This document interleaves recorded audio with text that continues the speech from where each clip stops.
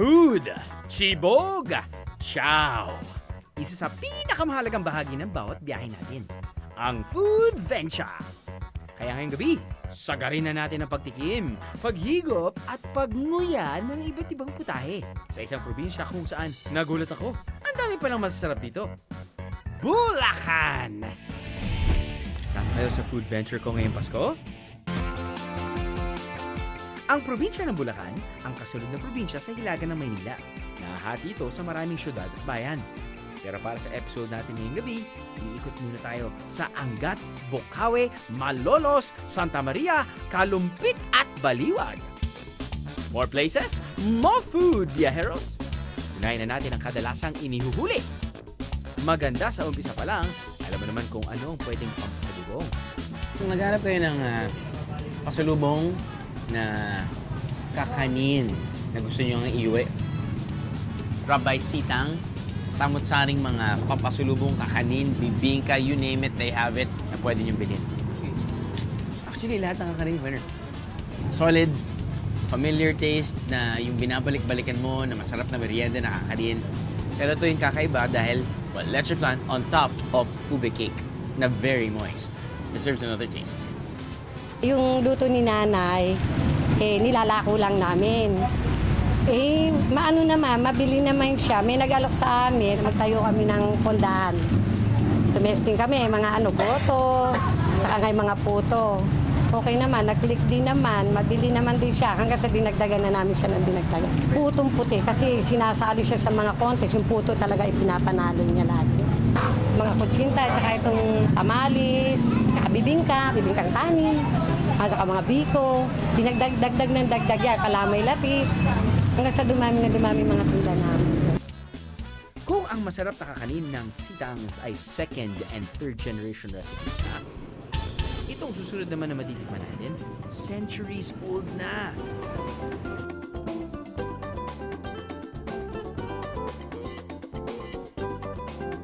So kakagaling lang namin sa Sitang, no? Kung saan feature namin yung mga iba't ibang klaseng kakanin. At yung mga isa sa na dampot ko doon sa array of pasalubong or kakanin, no? Or pagkain ay ito. Tapos yung tinikman ko to, sabi ko sa producer ko, sobrang panalo to. Hindi ko pala alam na i-feature namin ngayon yung gumagawa ng tinatawag nilang empanada de kaliskis. Tama po ba? Ayun. Hello po, magandang umaga po. So, ang tanong ko, paano niyo po ginagawa to? Ngayon, paggawa nito, ito, ganito. Para lalagyan ngayon ng laman. Sa paggawa nito, kailangan dahan-dahan para gumanda ang empanada ng itawang tikaliskis. Opo. Ayan. Gaano katanda na po ba tong recipe na to? Ay, 1820 pa. 1820? Oo. Si Jose Rizal nakakain na nito. Sila Jose Rizal. Wow. So, 1820 na po, yung pamilya niyo gumagawa nito. Oo. Lola, Lahin Domingo, De Jesus. Wow. Dala ng mga Kastila. Tapos ngayon lang po ako nakakita ng gentong... Empanada. Oh, kaliskis. Galing. Ito po, magkano binibenta dito? 40. 40. Ma'am, ang tanong ko, nag-evolve po ba yung itsura nito nung since 1820 o pareho pa rin? Minsan sinasabi pareho. Pareho pa rin. Oo.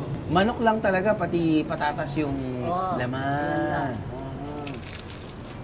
Well, para ma-explain ko ng mabuti yung lasa. Yung lasa niya medyo hindi siya maalat Medyo konting tamis niya. Pero ang nagpapasarap din dito ay yung tinatawag nilang kaliskis. Yung dough kasi, kung alam niyo po yung texture ng croissant, parang ganun yun. Layer by layer by layer. Tapos nun, dini-deep fry po ito naman. Dini-deep fry.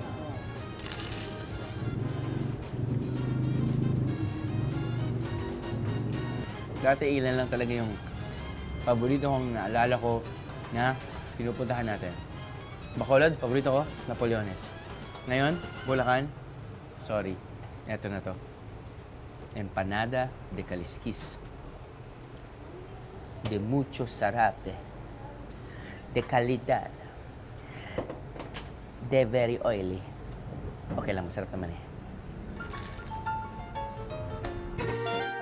Pero para sa mga modernong bayani ng Malolos, isa sa mga nakapagpainit ng kanilang sikmura ay ang lugaw. At balita namin, may espesyal na sahog ang lugaw dito. So naisip namin, total, yung isang cameraman namin ay dito galing sa Bulacan. Might as well, mag-on-cam na rin siya at siya na rin magiging tour guide namin. So Jeff, parang kinakabahan ako. Bakit naman, sir? Lugaw. Ayos, sinabi mo lugaw. Sabi mo, tapos may baka. Tama naman, baka. Pero hindi yung usual karne ng baka na kinakain natin. Ano ba yung nasa harapan natin? Normally, sir, ang siniserve talaga nito yan. Mata ng baka. At utak ng baka. Siyempre, andyan na yung puso na regular sa iba. Regular yun, yung puso. Regular na yun, sir.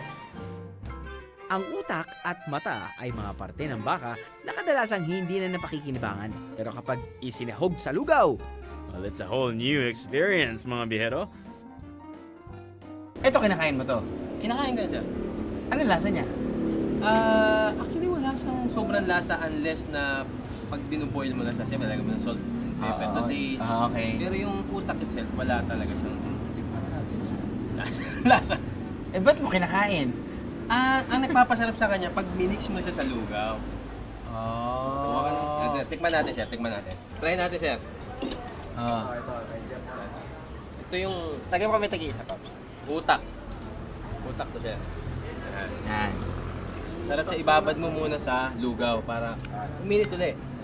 Kasi Okay. yun talaga, sir. Mimix mo siya sa lugaw. Mix mo na lang siya sa lugaw. Mix mo siya sa lugaw. Yun yung the best niya. Para niloloko mo sarili mo na parang wala talaga siya dyan. Parang ganyan.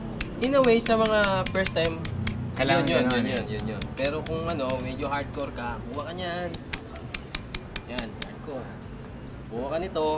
So hardcore ka, hardcore. Hindi, yung sa mga gusto lang. Sige, tira. Yan, kuha, Nilagay- i-dip mo agad. Sa sauce na may soy sauce, sukap, kalamansi at sili. Oh, Tirahin mo na agad ng rekta. Sige, go. Hardcore talaga to. Alam mo, iba ka talaga, no? Alam mo na asawa mo na hardcore ka? Subukan nga natin. Ayun, no? Walang laman eh. Tumahimik ka. sorry. Matagal na pala tayong ganyan. Ano kayo? Kaya kayo nandito eh. Kaya nga naka-wide yung isa. Lasing lugaw. Yun nga sir yung purpose kasi natin. Yung isa sa... Eye of the baka. Tan, tan, tan, tan. Tan, tan. Okay. Jogging ba tayo? Sorry, Sir, sorry. paborito ng mga ano yan. Baka magsisingaling yan. Paborito ng mga ano yan. paborito ng mga tao yan. Baka sinungaling. Bakit? Corny, di ba? Lagi na lang corny yan. Yun. Yan. Aha. Yan. Yan, on cam yan talaga, sir. Oh. Live yan. Oh. Yan. Yan. Oh. Okay. Parehas yan. Ito na nga. Oh. Yun.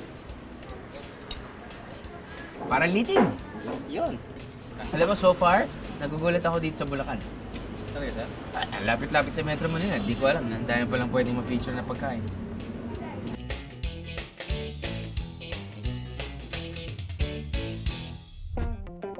Malolos pa more! Bukawi. Lasang Mickey. At hindi mo mapapansin na may bihon. Baliwag. Konting pacing lang mga bihero. Marami pa to sa aming pamaskong handa. Ano? Sama ka sa biyahe ko? Ano? Sama ka sa biyahe ko? Makasaysayang lungsod ng Malolos dahil dito ginanap ang kauna-unahang Constitutional Convention ng Republika ng Pilipinas. Pero bukod sa mga lasang ipinamana ng mga naunang henerasyon, isa ring tradisyon ang ipinagpapatuloy dito sa lungsod ng Malolos, ang pabalat o ang pagbabalot ng mga pagkain, mapakendi man o pastillas, sa papel na makulay at may magarbong disenyo. So ma'am, yan yung unang face. Yung unang magte-trace ka. America kailangan i-trace. Oo. Pero yung pagkagawa mo ng disenyo po ay kaya lang nag-drawing na may kinopya kayo o parang freestyle nyo lang po? Ano po ba? Ang nag-gawa nito si Mami. Siya ang lahat ng design. Yan, nakita mo yan. Ginawa na niya ng pattern. Pastillas lang po yung ginagamitan nyo ng pabalat. Pwede rin sa ibang candy. Basta ganito yung itsura niya. Pwede rin, basta ginto yung ano. Oo. Check ko lang po kung ano yung nasa loob, Mama. I mean, kailangan lang natin ma-check kung, Sige. kung tunay na pastillas. Tunay siya, Ma'am. Ang sarap. Kung papansinin nyo, itong normal wrapping or packaging ng pastillas, sa ganyan, diba? Mas bongga. At alam mong pinaghirapan. Na parang ayaw mo nang buksan dahil ayaw mo nang tapunin yung wrapper. Parang yung paggawa ng barong. Diba? Kailangan handcraft yan eh. Handcrafted yan eh. Diba? Parang Labor of love talaga. labor of love.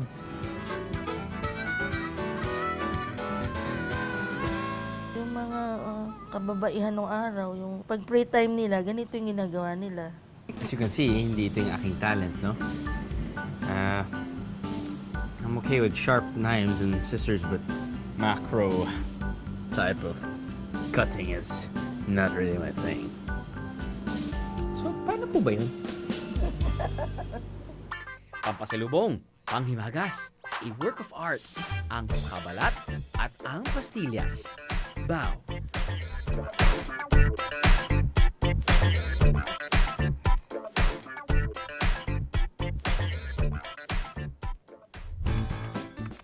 Ang probinsya ng Bulacan ay halos napapalibutan ng lupa.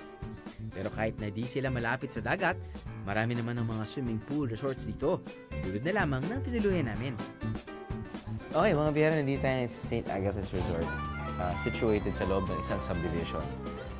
Kakaiba yun dahil may isang resort sa loob ng subdivision. Ang ganda lang yung setup dahil mga tao pwedeng kumain dito or pwede mag-sunbathing doon. Parang beachy area. But going back to the food, yun. I think it's time to try them out. Of course, you have your pork sisig, you have your seafood kare-kare, seafood marinara, meron kang fish kare-kare, Hawaiian shocker. Hawaiian shocker, bakit? Bakit hindi nilang chop suey? Ha! Because chop suey is so normal. Chop suey ay hindi ka masya-shock. Uy, yung sauce may shrimp, may squid, and I'm guessing may sile. Grabe. Nag-expect ako na masya-shock ako ha.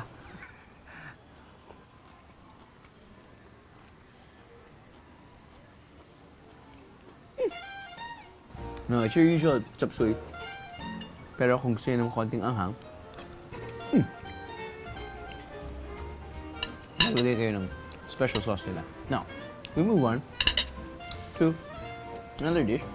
I think it's a beef dish. From the looks of it, very tender beef. May garlic bits at may sili din. Baka dito rin ako masya-shock.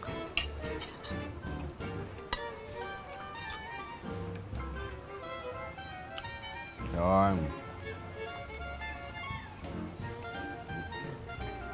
Ayan. Ito yung pampulutan.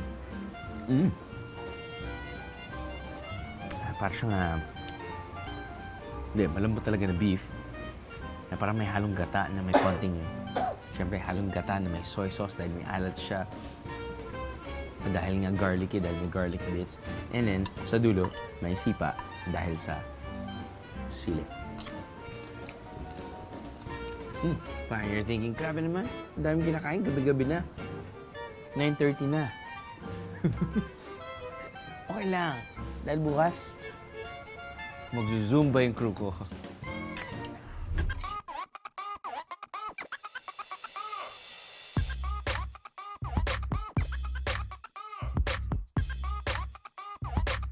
By special request or schedule, makakapag-Zumba kayo rito na lalong nagiging enjoyable at calorie burning kapag sinabayan pa ng alon ng kanilang wave pool. At kapag napagod, sigurado may mapagpapahingahan kayo.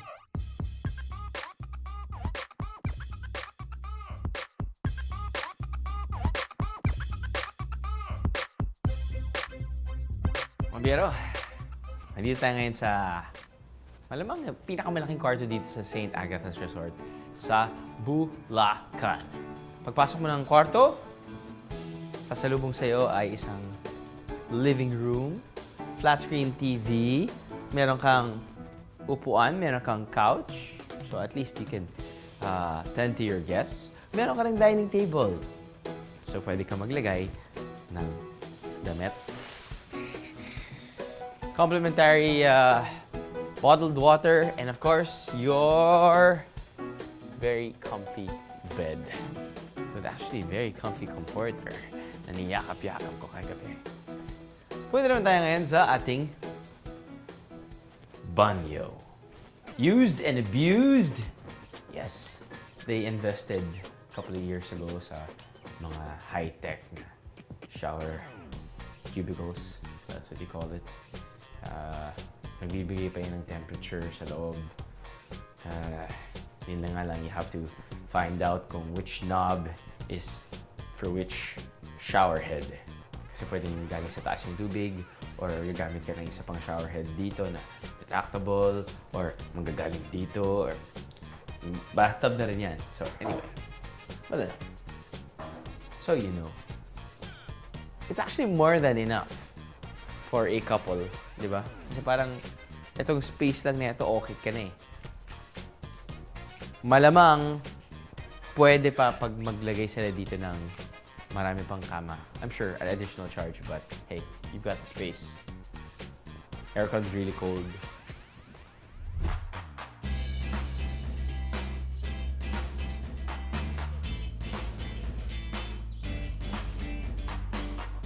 Sa katabing bayan naman ng Kalumpit, meron ding ibang resorts na maaring tuluyan na may sariling spa at game rooms pa. Siyempre, hindi ito pinalampas ang biyahe ni Drew Crew.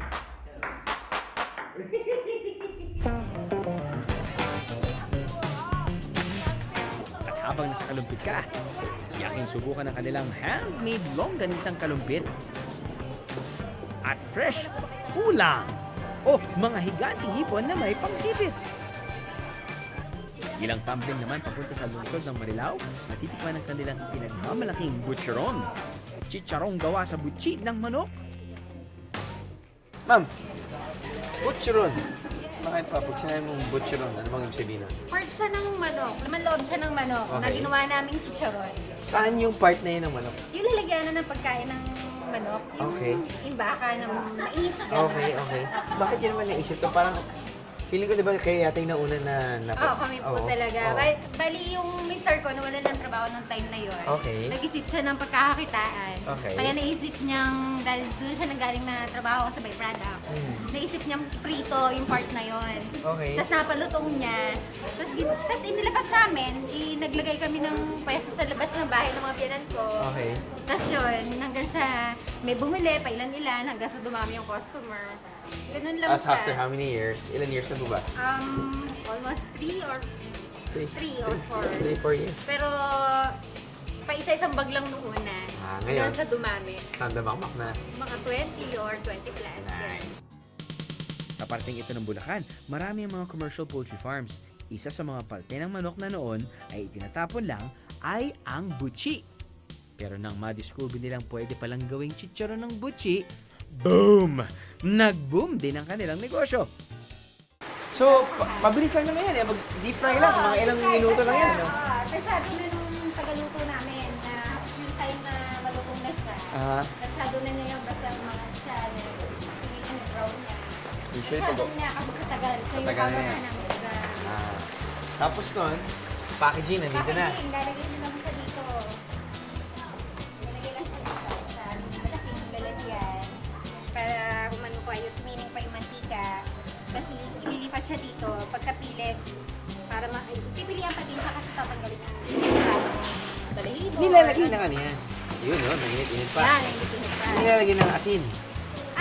Bali may secret, ano yung mister ko eh. Flavoring, ganyan. O, Eh, sino siya- mas betch in? O, sino mas Hindi, betch hindi in? na wala. Walang betching. Lelo ka lang. So, okay, sino ba si Ashley? Kayo po ba si Ashley? Hindi, yung aking bunsong anak. Oh. Ang bunso namin, siya talaga yung parang, Mami, gusto ko makita yung pangalan ko dun sa, ano ni Daddy. So, yun na yun. Doon nag-umpisa hanggang sa nakilala na yung pangalan niya. Ito, ready to eat na. Or kailangan pa ng... Timplahan pa siya. Ah. Natimplahan pa nung... Yun, nakatimpla na yan. Ayun. Pwede tayong pumunta doon.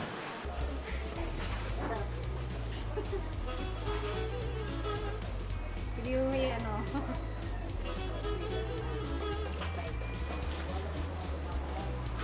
Tama naman kasi naisip ko yun dahil hindi na ginagamit yun eh, no? Talagang dati siya yung patapon. Patapon eh. Siya. Alam mo Nung naman- kunin namin siya talagang yung presyo sa planta, halos ganun lang din binibenta sa amin, mai-out Bigay lang lang. nila. Kumbaga, makuha lang nila yung una nila sa pagkuha nun sa planta. Kasi nga talagang patapon siya ng time. Tapos hanggang sa naisip namin, ayun, ngayon doble na yung price niya. Kasi nga, nagkaroon na ng value. Oo, nagka-value na, malakas yung demand niya sa market. Ganun. This Christmas, ano siya, yan ang kalakasan namin pagka ganito magpapasko. Sarap pang pulutan. Yes, sir. Ulit, mama. Alam mo, hindi ako makain ng laman loob eh. Pero talagang kahit anong... Ay, naku po, pagka tinikman nila, sabi nga nila, hindi po nila mapigilan na hindi ulit-ulitin ng pagkain. Hindi kasi dinip-fry na din tapos nun. Masarap yung... May halo eh. Parang gayuma. Sabi nga po nila, sabi nila, Kung may version ng chicharon ng taga Marilao, meron namang version ng dinuguan ang mga taga Bukawi. Ito ang tinatawag na serkele. At sa halip na laman loob at tugo ng baboy, laman loob at tugo ng baka ang ginagamit nila. Speaking of versions na rin lang tayo, tikman naman natin ang Bukawi version ng classic pansit. Ito na yung inaantay ko talaga eh. Most of the time, meron tayong na-feature ng mga pagkain na kakaiba. Ito naman, ang pagkaiba niya ay ang kanyang pagkaalanganin. Ang pangalan ng pansit na to ay alanganin. Bakit ka mo? Pansit Mickey na may kasamang pansit bihon. Alanganin.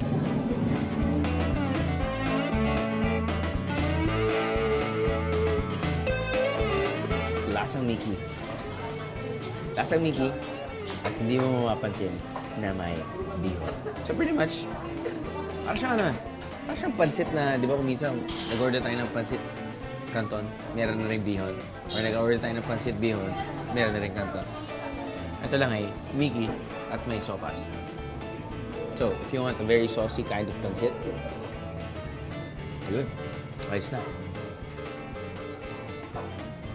Dapat di alanganin. Dapat pansit mihon.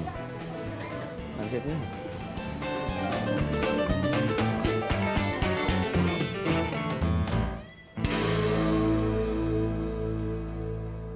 So, pag darating kayo dito sa Santa Maria, Bulacan, naghahanap kayo ng kakaibang pansit, order lang kayo ng... Teka, sobrang sarap. Nakalimutan ko yung pangalan eh. Ano nga pang pangalan nito? Pansit Alanganin! Ah, tama. Narinig nila. Pansit Alanganin nga. Sa third serving ng ating Bulacan Food Venture, kilalanin ang mga foreigners na naging farmers at iba pa sa Bulacan. Sino nga ba ang sikat na mula sa Santa Maria, Bulacan? Hindi pa siya yung ganun kasikat. Yung family niya talaga pumupunta na dito. Ang favorite niya dito is yung amazing mocha na prop. Ano? Sama ka sa biyahe ko? Ano? Sama ka sa biyahe ko? Are we in Bulacan even? Inisip ko parang nasa international school ako somewhere. You see, you know, European guy, you see, I don't know, basta't mga puti. Mga puting mga lalaki, puting mga babae, probably people from the States, Australia, Europe, I don't know. But actually, we're just here in Bulacan. Ito yung another important project ng Gawad Kalinga. It's called the Enchanted Farm. And people you see are people running the show. Most of them are farmers. And then at the same time, parang the same business model that they want to share to the world. Ito ang Gawad Kalinga Enchanted Farms, Angat, Bulacan. Isa itong proyekto na naglalayon na paunlarin ang buhay sa kanayunan sa pamamagitan ng social enterprise. Ang mga produkto nila, peanut butter, cocoa jam, duck burger, itlog na maalat at iba pa. Ang mga raw materials, kadalasan dito itinatanim, inaani at pinoproseso. Self-sustaining area. Now, isa sa kanilang proud na part of their poultry is kanilang itik. Isa sa kanilang item sa menu gamit ang duck ay ang duck burger. Siguro mga tao tiga-pateros, yun, mahilig kumain sila ng itik. Marami doon di ba? Lalo na balut. Let's see.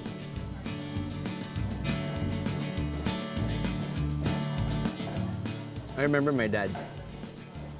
Pag pumunta kami sa Hong Kong, may isang specific restaurant doon. Na-orderin niya, excuse me, duck please, duck. I never appreciated duck before. But eating this,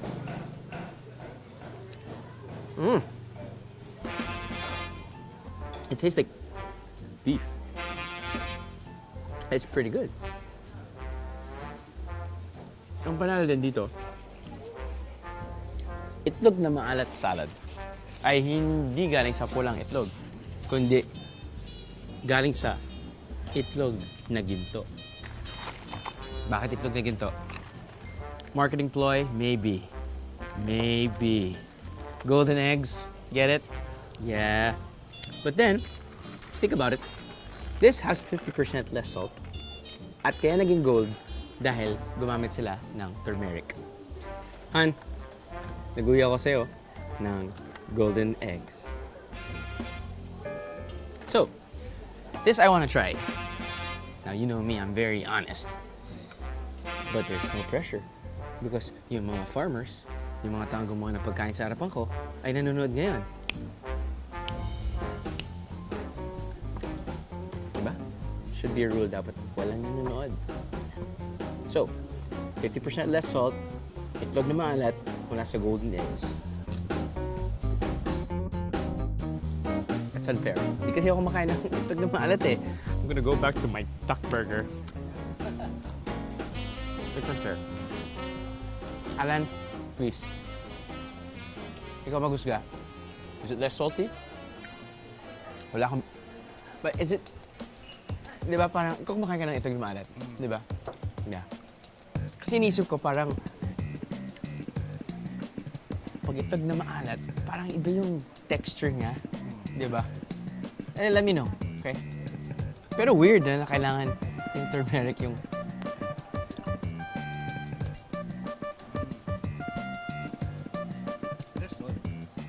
Okay. So, pero ensalada na siya kasi may Nahalo niya siya. onion na. Pero yung egg pa lang, okay siya. Less salt. Mas marami kang makakain. This is their peanut crunch with rice pops. Or pinipig. Yes? Yes. So I used to try making my own peanut butter at home.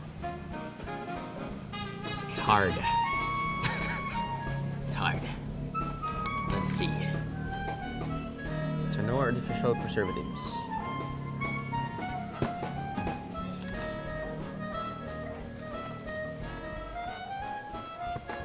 Okay. It's like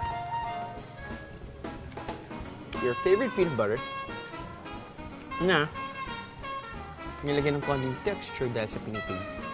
One thing yung natitikman mo dahil nga sa pinipig.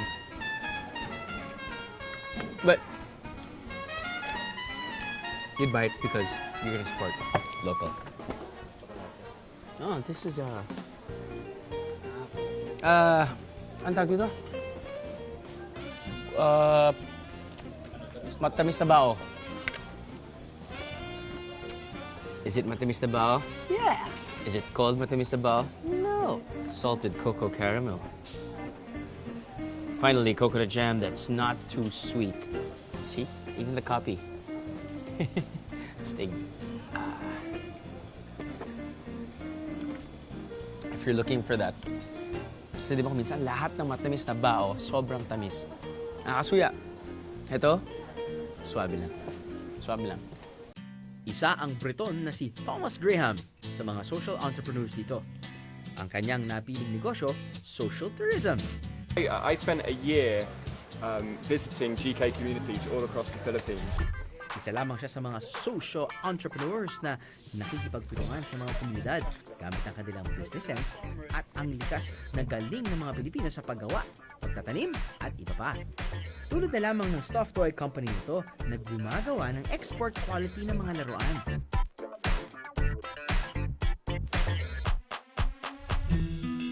Nagtuturo rin sila rito ng iba pang alternatibo at epektibong paraan ng pagtatanim.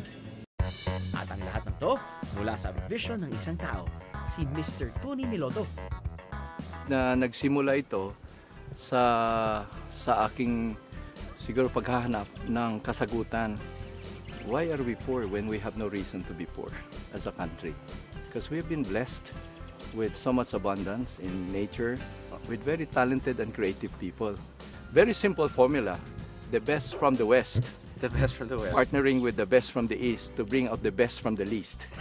Okay, that's a good one. Sa bayan naman ng Santa Maria, marami rin ang pinagmamalaki tulad ng mga espesyal na putahe sa mga family restaurant gaya nito.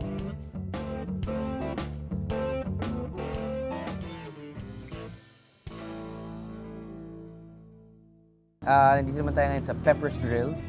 At I guess what they serve is your comfort food, all-time Filipino favorites. Of course, we have your puchero. Okay. Andyan yung chop suey na may lechon kawali sa taas. Such a perfect combination. Kahit yan lang titikon ko, okay na ako dyan. Meron silang bagong rice. Meron silang sinugba. Halo-halo sinugba. It's a combination of your grilled fish, squid, hipon, may bagoong at saladang something, torta. Meron din silang, ito yung one of their best sellers. Ito yung one of their best sellers, bango sisig. And this one, ito yung paella nila, seafood paella. And you think na parang, ito ba yung normal serving size nila? Apparently, ito yung normal serving size nila, and then their price ranges. I think this would be, 350 to 500 pesos per dish, but apparently this one is 250. 300. And so on and so forth. But sarap talaga sa probinsya.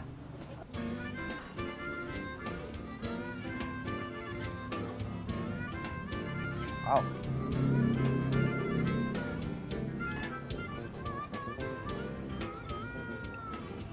So far yung mga pagkain na pinifeature natin ngayon, hindi lang siya mediocre. It's a one notch higher. I mean, it's pretty good. Na tipong, at least, dito sa Santa Maria, Bulacan, alam na natin yung mga lugar na pwede natin kainin. Plus, apparently, pamilya ni Yaya Dab dito daw kumakain. Insert.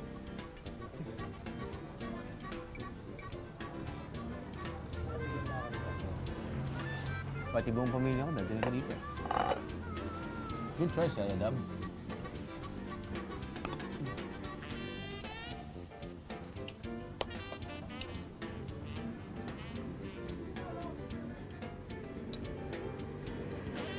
Complete meal. Hindi po pa siya yung ganun kasikat, yung family niya talaga pumupunta na dito.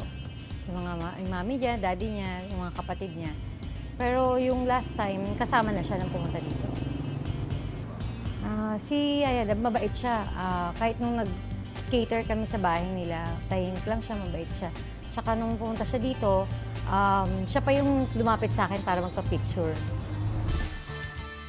O nga pala, ang Santa Maria ang hometown ni Yaya Dab. Silipin natin ang natuklasan naming favorite hangouts daw niya. Babalik pa ang biyahe ni Drew.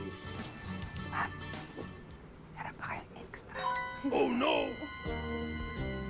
Extra menu. Balita ko meron daw kayong burger dito, no? Ano? Sama ka sa biyahe ko? Ano? Sama ka sa biyahe ko? Nandito tayo sa bayan ng Santa Maria at alam niyo ba na meron dito isang lugar na pwede ka nang mag-dairy farm field trip? Makikita mo pa kung paano gawin ang iba't ibang produkto mula sa gatas ng kalabaw at baka. Hindi lang yan. May zipline din para sa isang quick adrenaline rush. At bilang pangpalma, relax muna tayo sa isa sa mga sikat na coffee shops sa bayan. So mga biyara na dito tayo ngayon sa OG Cafe. Ito yung parang version ng Santa Maria, Bulacan, ng iyong paboritong metropolitan coffee joint. You know what I'm talking about. Siyempre, mga tao pupunta dito, yung mga taong nagbabasa, taong nag-hangout, taong nag-aaral. If they want of course, good cup of brew, or should I say, a very affordable meal, I guess this is the place to be. Now, so bukod sa coffee, like what I mentioned, this is their amazing mocha. Kirayan natin mamaya. Gagawin kong dessert. But they also offer, I guess, I don't know, different types of cuisine. But kung mapapansin niyo, yung mga helpers or yung mga waiters or servers, parang oriental yung suot. Ito parang pwede natin mahanap sa Chinese restaurant. I think this is called their beef strip rice topping, which is actually priced 80 pesos. That doesn't look 80 pesos to me. It looks more like 150 pesos. Diba? Ito naman, parang naging Japanese naman yung cuisine natin dahil this is their crab stick roll. Diba? Or yung imitation crab na roll. And this is like $100.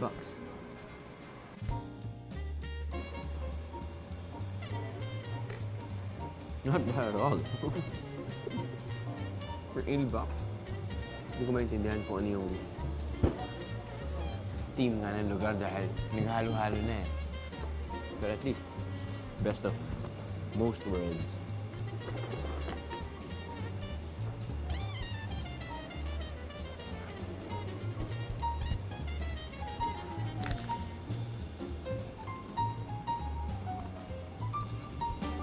Ihinto ko na sarili ko ngayon dahil marami pa kami i-feature. Okay? Pacing.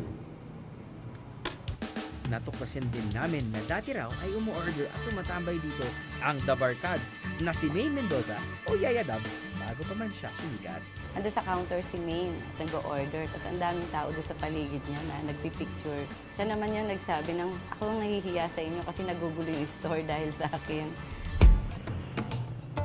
Isa pa raw sa pinupuntahan ni Yaya Dab dito sa Santa Maria, Bulacan ay ang nail salon na to.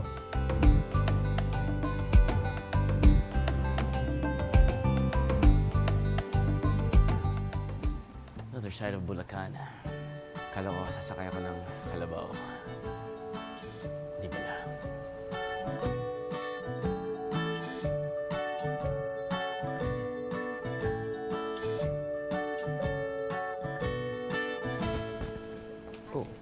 Oh, yes, thank you.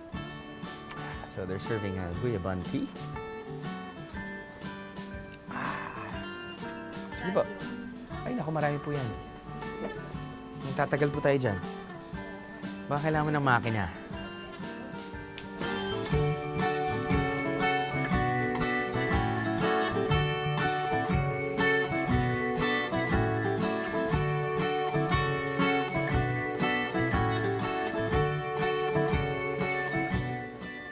Grabe na rin yung evolution ng pagmamasahe, no? Dati, oil lang ginagamit. Tapos biglang ang dami ng pinapahid mula sa prutas, tsokolate. Alala niyo yan, meron tayong mga ibang episodes sa tsokolate yung ginagamit. Ano pa ba? Basta kung ano-ano. Ngayon naman, well, balik tayo sa prutas. Orange. Apparently, it kills all the bacteria. My wife would love me after this. Oh. May tinatago raw silang sikreto dito. Isang secret menu na tanging ang mga suki lamang ang may alam. Secret nga ba? Ngayon, alam nyo na.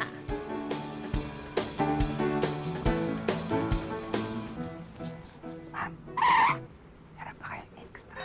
Oh no! Extra menu. Balita ko meron daw kayong burger dito naman. Yun po, sir, marami po. Yun yan. Bakit? Ano bang naisip mo? Wala naman po. Yung extra.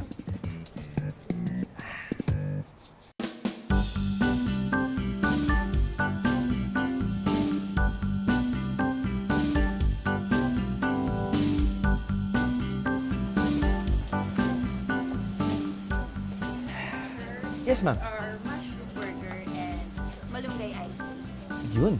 Wow. So I'm guessing mushroom burger. So this is meatless. It's just mushroom. Oh, okay. Pwede ka matulog. Pwede mong gamitin yung telepono mo. You can just browse through your phone or hey, you can eat lunch. Merienda.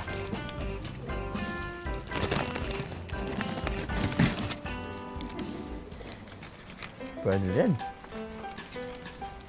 Pwede rin. Alam niyo naman, kapag hindi pa kayo nakatikim ng mushroom burger, kaya niya talagang pumusa bilang meat substitute in terms of the look, in terms of the texture, and in terms of the taste. So definitely this is a healthier option.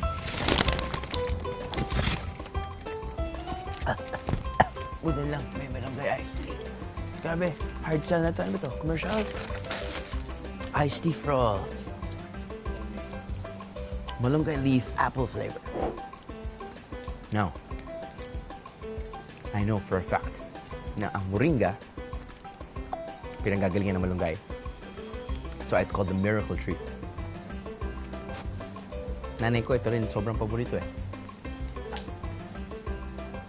And so many nutrients and just oozing with great stuff. Dami ko sinasabi. And I heard,